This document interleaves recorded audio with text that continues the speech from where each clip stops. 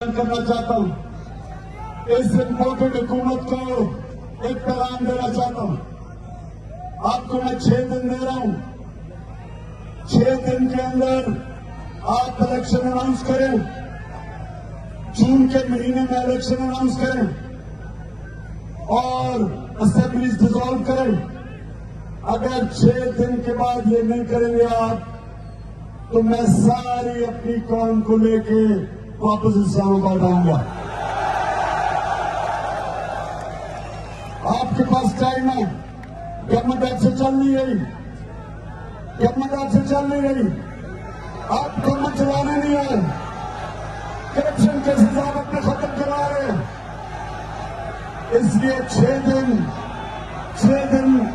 अगर 6 दिन में आपने फैसला ना किया तो मैं सारी अपनी कौम के लेकर इंशाअल्लाह इस्लामाबाद आऊंगा।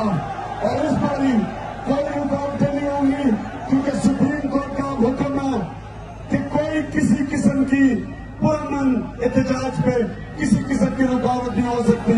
तो इंशाअल्लाह पंजाब से भी सारे लोग पहुंचेंगे और इंशाअल्लाह जो मैं चाहता हूं कि 20 लाख लोग इस्लामाबाद में हम इकट्ठा करेंगे अगर आपने इलेक्शन अनाउंस किए। पाकिस्तान जिंदाबाद।